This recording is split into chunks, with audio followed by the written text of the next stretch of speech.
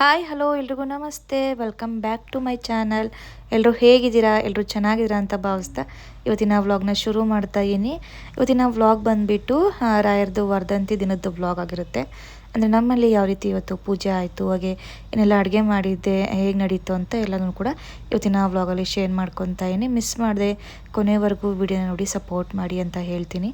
ಬನ್ನಿ ವ್ಲಾಗ್ನ ಸ್ಟಾರ್ಟ್ ಮಾಡೋಣ. ಇವತ್ತು ಪೂಜೆ ಎಲ್ಲ ಇರ್ತಲ್ಲ, ಪೂಜೆ ಅಂತಂದರೆ ಫಸ್ಟು ಬೆಳಗ್ಗೆ ಎದ್ದು ಬೇಗ ಸ್ನಾನ ಮಾಡ್ಕೊಳ್ಳೋದಿರುತ್ತೆ. ಹಾಗೆ ಬೆಳಿಗ್ಗೆ ಬೇಗನೆ ಸ್ನಾನ ಮಾಡ್ಕೊಂಡ್ಬಿಡ್ತೀನಿ ಪೂಜೆ ಮಾಡ್ಕೋಣ ಅಂತ. ಹಾಗೆ ಫಸ್ಟು ಇವತ್ತು ಸ್ನಾನ ಮುಗಿಸ್ಕೊಂಡು ಬಂದು ಇವಾಗ ರೆಡಿ ಆಗ್ತಾ ಇದ್ದೀನಿ.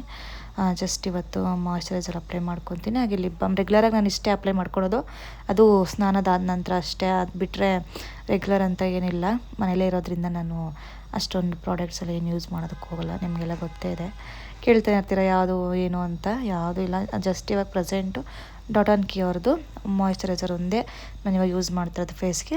ಅದು ಬಿಟ್ಟರೆ ನಾನು ಯಾವುದೇ ರೀತಿ ಕ್ರೀಮು ಪೌಡ್ರಂತೂ ಬಳಸೋದೇ ಇಲ್ಲ ನಾನು.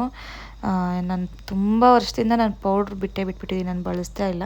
ನನಗೆ ಬುದ್ಧಿ ಬಂದಾಗಿಂದ ಅಂತೂ ನಾನು ಪೌಡ್ರ್ ಬಳಸಲ್ಲ. ಹಾಗೆ ನನ್ನ ಮಕ್ಕಳು ಕೂಡ ಇದುವರೆಗೂ ನಾನು ಹುಟ್ಟಿದಾಗಿಂದನೂ ಕೂಡ ಪೌಡ್ರ್ ಬಳಸೇ ಇಲ್ಲ. ಯಾಕೆಂದರೆ ಪೌಡ್ರು ತುಂಬ ಒಳ್ಳೆಯದಲ್ಲ ಅಂತಲೇ ಹೇಳ್ತೀನಿ.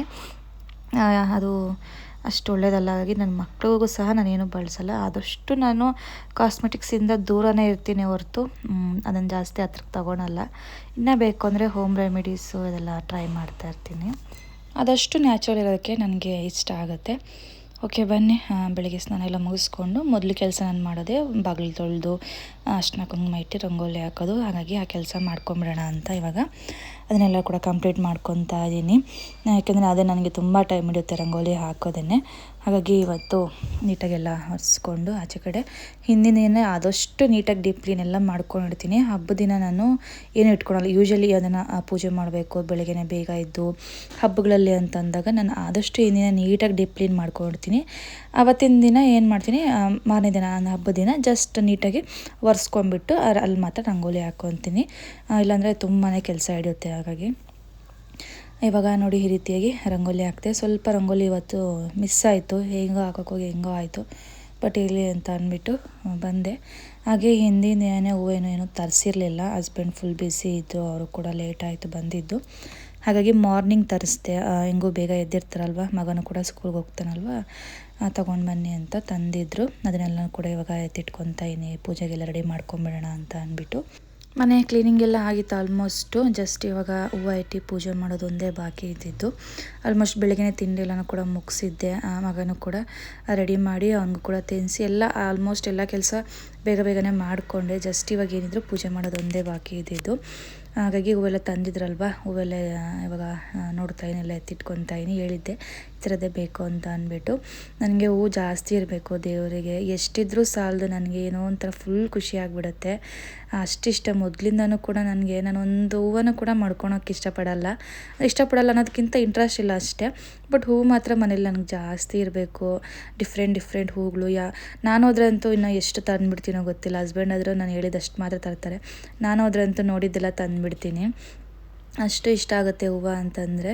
ಒಟ್ಟಿನಲ್ಲಿ ಸ್ವಲ್ಪ ಇವತ್ತು ಚೆನ್ನಾಗಿ ತಂದಿದ್ರು, ಹೂವು ಎಲ್ಲನೂ ಇತ್ತು. ಬೇಕೇ ಬೇಕು ಅಂತ ಹೇಳಿದ್ದೆ, ಯಾಕೆಂದರೆ ಇವತ್ತು ರಾಯರದು ವರ್ಧಂತಿ ದಿನ ಅಲ್ವಾ. ಸ್ವಲ್ಪ ಹೂವು ನನಗೆ ಜಾಸ್ತಿನೇ ಬೇಕು, ಈ ಥರದ್ದೇ ಬೇಕು ಅಂತ ಹೇಳಿದ್ರಿಂದ ಪಾಪ ಅವರು ಕೂಡ ಎಲ್ಲ ತೊಗೊಂಡು ಬಂದಿದ್ದರು. ಇವಾಗೆಲ್ಲ ಅದನ್ನೆಲ್ಲ ಸಾರ್ಟ್ ಔಟ್ ಮಾಡಿಕೊಂಡು ಇವಾಗ ದೇವ್ರ ಮನೆಯೆಲ್ಲ ನೀಟಾಗಿ ಕ್ಲೀನ್ ಮಾಡಿ ಹೊಸ್ಲೆಲ್ಲ ಸಾರಿಸ್ಕೊತಾ ಇದ್ದೀನಿ ದೇವ್ರ ಮನೆಯದು. ಇಲ್ಲೂ ಕೂಡ ಅರ್ಶಿನ ಕುಂಕುಮ ರಂಗೋಲಿ ಎಲ್ಲ ಹಾಕೋಣ ಅಂತ ಹಾಕ್ಕೊತಾ ಇದ್ದೀನಿ. ಇದನ್ನು ಕೂಡ ಎಲ್ಲ ಮಾಡ್ಕೊತಾ ಇದ್ದೀನಿ. ಹಾಗೆ ಇವತ್ತು ಸ್ವಲ್ಪ ಹಬ್ಬದ ಅಡುಗೆ ಥರನೂ ಕೂಡ ಮಾಡ್ಕೋಬೇಕು. ಹೋದ ವರ್ಷವೂ ಕೂಡ ನೀವು ನೋಡಿದರೆ ನಾನು ಯಾವ ರೀತಿ ಮಾಡಿದ್ದೆ ಅಂತ.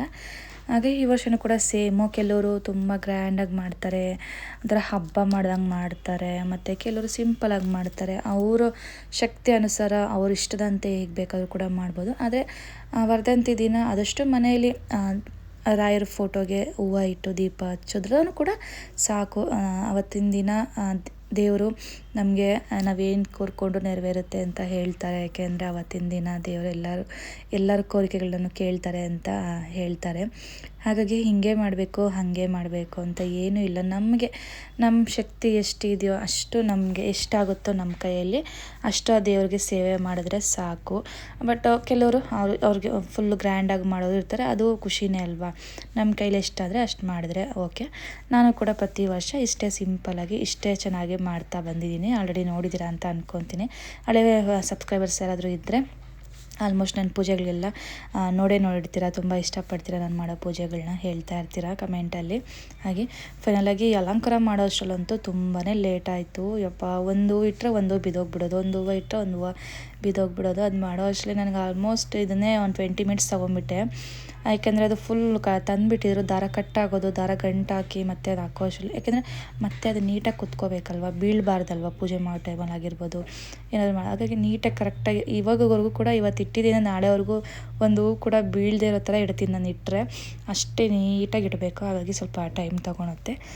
ಫೈನಲಾಗಿ ಹೂವಿನ ಅಲಂಕಾರ ಎಲ್ಲ ಮುಗೀತು. ಇವಾಗ ನೋಡಿ ಎಷ್ಟು ಚೆನ್ನಾಗಿ ಕಾಣಿಸ್ತಿದೆ ದೇವರು ಅಂತ ಅಂದ್ಬಿಟ್ಟು ದೀಪ ಒಂದು ಹಚ್ಬಿಟ್ರೆ ಅಂತೂ ದೇವ್ರ ಮನೆ ಕಳೆ ಬಂದುಬಿಡ್ತು.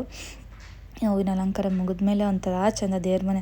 ನಾನಂತೂ ಇಡೀ ದಿನ ಅದು ಎಷ್ಟು ಸಲ ನೋಡಿದ್ದೀನೋ ದೇವ್ರ ಮನೆ ಗೊತ್ತಿಲ್ಲ. ನಾನು ಇವತ್ತೇ ಅಂತಲ್ಲ, ಯಾವಾಗಾದರೂ ಜಾಸ್ತಿ ಹೂ ತಂದಾಗ ದೇವರಿಗೆಲ್ಲ ಇಟ್ಟು ಪೂಜೆ ಮಾಡಿದ್ದೀನಿ ಅಂತಂದರೆ ದಿನಾ ಪೂರ್ತಿ ಒಂದು ಎಷ್ಟು ಸಲ ನೋಡ್ತಾ ಇರ್ತೀನೋ ಗೊತ್ತಿಲ್ಲ. ಬಾಗಿಲಂತೂ ತೆಗೆದುಬಿಟ್ಟಿರ್ತೀನಿ, ಮುಚ್ಚೋದಕ್ಕೆ ಹೋಗಲ್ಲ. ಯಾಕಂದರೆ ಅದನ್ನ ಅವಾಗವಾಗ ನೋಡ್ತಾ ಇರಬೇಕು ಅನಿಸ್ತಾ ಇರುತ್ತೆ ನನಗೆ. ಅಷ್ಟು ಇಷ್ಟ ನನಗೆ ದೇವ್ರ ಪೂಜೆ ಮಾಡೋದು ಅಂತಂದರೆ. ಹಾಗಾಗಿ ನಾನು ಪ್ರತಿಯೊಂದು ಕೂಡ ಇಷ್ಟಪಟ್ಟು ಮಾಡ್ತೀನಿ. ಮಾಡಬೇಕಲ್ಲ ಅಂತೇನು ಮಾಡಲ್ಲ, ಇಲ್ಲ ನೋಡಲಿ ಅಂತ ಮಾಡೋದು ಆ ಥರದ್ದು ಏನಿಲ್ಲ. ನಾನು ಇವತ್ತೇ ಅಂತಲ್ಲ, ನಾನು ಚಿಕ್ಕ ವಯಸ್ಸಿಂದನೂ ಕೂಡ ನಾನು ಮದುವೆ ಆಗೋಕ್ಕಿಂತ ಮುಂಚೆಯಿಂದನೂ ಕೂಡ ನಾನು ಇದೇ ರೀತಿಯಾಗಿ ಫಾಲೋ ಮಾಡ್ಕೊಂಡು ಬಂದಿರೋದು. ಮೊದಲಿಂದನೂ ಕೂಡ ನನಗಿದು ರೂಢಿ. ಪೂಜೆ ಮಾಡೋದಾಗಿರ್ಬೋದು, ರಂಗೋಲಿ ಹಾಕೋದು, ಇದೆಲ್ಲ ಕೂಡ ನನ್ನ ಫೇವ್ರೇಟ್ ಕೆಲಸಗಳು ಅಂತ. ಹಾಗಾಗಿ ನಾನು ಯಾವಾಗಲೂ ಕೂಡ ಇದೇ ರೀತಿಯಾಗಿ ಇಷ್ಟಪಟ್ಟು ಮಾಡ್ತೀನಿ. ಫೈನಲಿ ಪೂಜೆ ಎಲ್ಲ ತುಂಬ ಚೆನ್ನಾಗಾಯಿತು. ನೆಮ್ಮದಿಯಿಂದ ಪ್ರಶಾಂತವಾಗಿ ಆರಾಮಾಗಿ ಮಾಡಿದೆ ಅಂತಲೇ ಹೇಳ್ಬೋದು. ಏನು ಕೂಡ ಅಡ್ಡಿ ಬರಲಿಲ್ಲ. ನೆಮ್ಮದಿಯಾಗಿ ಎಲ್ಲನೂ ಕೂಡ ಮುಗಿಸ್ಕೊಂಡೆ ದೇವ್ರ ಮುಂದೆ ಹಾಲನ್ನ ಇಟ್ಬಿಟ್ಟು ಬಾಳೆಹಣ್ಣಿಟ್ಟು ತುಪ್ಪದ ದೀಪ ಹಚ್ಚಿದ್ದೀನಿ. ರಾಯರ ಫೋಟೋ ಮುಂದೆ ಮಾತ್ರ ತುಪ್ಪದ ದೀಪ ಹಚ್ಚಿ ಹಾಗೆ ತುಪ್ಪದ ಆರತಿ ಕೂಡ ಮಾಡ್ಕೊತೀನಿ. ಮೊದಲಿಗೆ ನಾವು ಮನೆ ದೇವರಿಗೆ ದೀಪ ಹಚ್ಚಿ ಮನೆ ದೇವರಿಗೆ ಕೈ ಮುಗಿದು ನಂತರ ನಾವು ರಾಯರಿಗೆ ನಾವು ಕೈ ಮುಗಿಬೇಕಾಗತ್ತೆ. ಯಾವಾಗಲೂ ಕೂಡ ಅದೇ ರೀತಿಗೆ ಫಾಲೋ ಮಾಡಬೇಕು. ನಾವು ಯಾವುದೇ ಪೂಜೆ ಮಾಡಲಿ ಏನೇ ಮಾಡಲಿ ಕೂಡ ಮನೆ ದೇವರು ಕುಲದೇವರು ಅಂತೇನು ಕರೀತಾರಲ್ವ, ಅವ್ರನ್ನ ನಾವು ಯಾವತ್ತೂ ಕೂಡ ಮರಿಬಾರ್ದು. ಅವ್ರನ್ನ ನಾವು ಫಸ್ಟು ಆರಾಧಿಸಿ ಆಮೇಲೆ ನಂತರ ಬೇರೆ ದೇವ್ರನ್ನ ನಾವು ಇದು ಮಾಡಬೇಕಾಗತ್ತೆ. ಹಾಗಾಗಿ ನೋಡಿ ಫೈನಲಾಗಿ ಪೂಜೆ ಎಲ್ಲ ತುಂಬ ಚೆನ್ನಾಗಾಯಿತು. ಹಾಗೆ ನೋಡಿ ಎಷ್ಟು ಚೆನ್ನಾಗಿ ಕಾಣಿಸ್ತಿದೆ ಅಂತ. ಹೂವೆಲ್ಲ ಇಟ್ಟಿರೋದ್ರಿಂದ ಸ್ವಲ್ಪ ಡಲ್ ಅನಿಸುತ್ತೆ, ಬಟ್ ಲೈಟ್ ಪ್ರಾಬ್ಲಮ್ಮು, ಅಷ್ಟು ಬ್ರೈಟಾಗಿ ಬರಲ್ಲ. ಲೈಟ್ ಇಲ್ಲಿಲ್ವಲ್ಲ, ಅಂದರೆ ಇದೆ ಜಾಸ್ತಿ ಲೈಟ್ಸೇ, ಬಟ್ ಆದರೂ ಯಾಕೋ ನಂದು ಸ್ವಲ್ಪ ಕ್ಯಾಮ್ರಾ ಡಿಮ್ ಇದೆ, ಸ್ವಲ್ಪ ಡಿಮ್ಮಾಗೆ ಕಾಣಿಸುತ್ತೆ ವೀಡಿಯೋದಲ್ಲೆಲ್ಲ. ಬಟ್ ತುಂಬಾ ಚೆನ್ನಾಗಿ ಕಾಣಿಸುತ್ತೆ ಡೈರೆಕ್ಟಾಗಿ ನೋಡಿದಾಗ.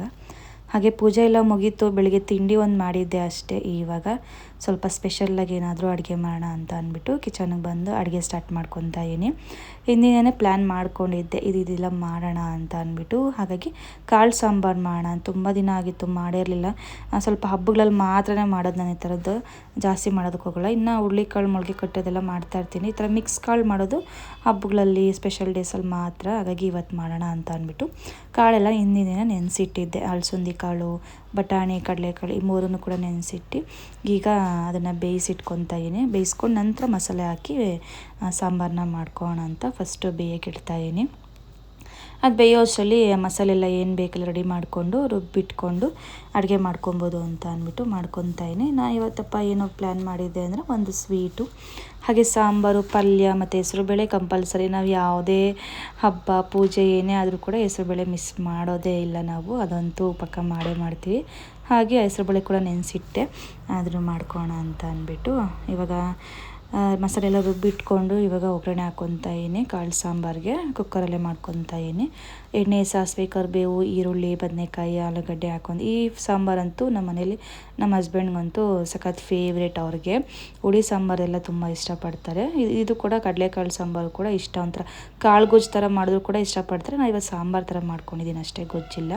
ಹಾಗೆ ಇವತ್ತು ಸ್ಪೆಷಲಾಗಿ ಹೊಸ್ದಾಗಿ ಟ್ರೈ ಮಾಡಿದೆ ಆಲೂ ಫ್ರೈ. ಅದು ಮಾಡಲ್ಲ, ತುಂಬ ರೇರು ಮಾಡೋದು ನಾನು. ಇವತ್ತು ಮಾಡೋಣ ಅಂತ ಅಂದ್ಬಿಟ್ಟು ಮಾಡಿದೆ. ಇದು ಕೂಡ ಚೆನ್ನಾಗಿ ಬಂದಿತ್ತು. ಅದು ಕೂಡ ಮುಗಿಸ್ಕೊಂಡೆ. ಹಾಗೆ ಹೆಸರುಬೇಳೆ ನೆನೆಸಿಟ್ಟಿದ್ನಲ್ವ, ಅದನ್ನು ಕೂಡ ಚೆನ್ನಾಗಿ ನೆಂದಿತ್ತು. ಅದಕ್ಕೆ ಇವಾಗ ಸೌತೆಕಾಯಿ, ಹಸಿಮೆಣ್ಸಿನ್ಕಾಯಿ, ಕ್ಯಾರೆಟ್, ಕೊತ್ತಂಬರಿ ಸೊಪ್ಪು, ಕಾಯಿ ತುರಿ, ಉಪ್ಪಾಕಿ ಮಿಕ್ಸ್ ಮಾಡಿಕೊಂಡು ಲಾಸ್ಟಲ್ಲಿ ಒಗ್ಗರಣೆ ಕೊಟ್ಕೊಂಡ್ರೆ ಇದು ಕೂಡ ರೆಡಿ ಆಗುತ್ತೆ. ಇದಾದ ನಂತರ ಸೀಮೆ ಬದನೆಕಾಯಿ ಬಜ್ಜಿ ಮಾಡ್ಕೊತಾ ಇದೀನಿ.